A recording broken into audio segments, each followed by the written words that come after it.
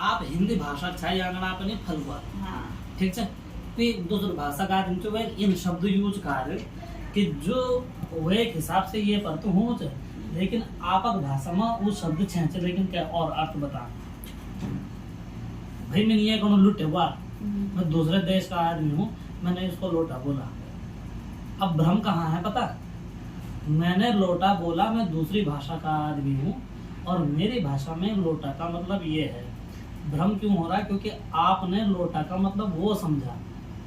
क्योंकि आपकी भाषा में लोटा किसी और को कहा जाता है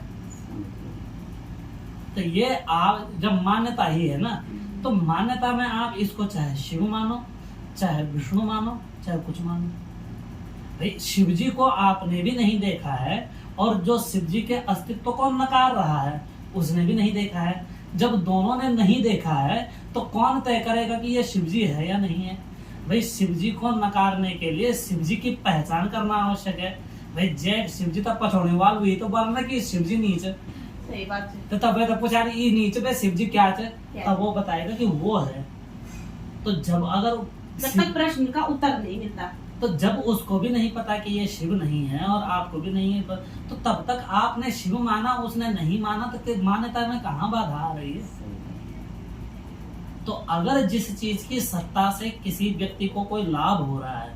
वो किसी कार्य में जुट रहा है तो क्या दिक्कत है और मुझे तो एक सीधी बात समझो कि दुनिया में अगर किसी काम से किसी का अनिष्ट नहीं हो रहा है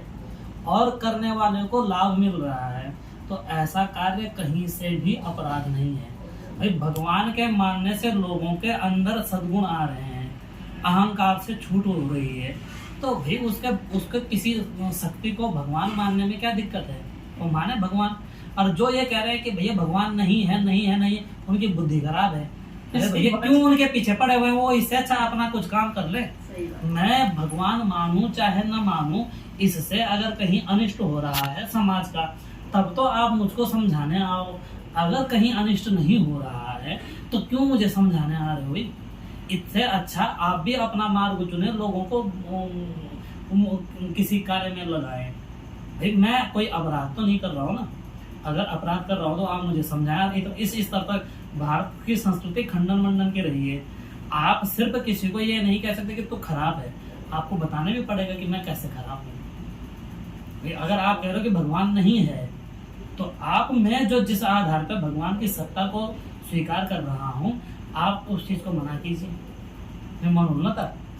पर जब तक आपके पास खंडन नहीं है तब तक जो चल रहा है चलने दीजिए ना कंप्लीट है गुरुदेव धन्यवाद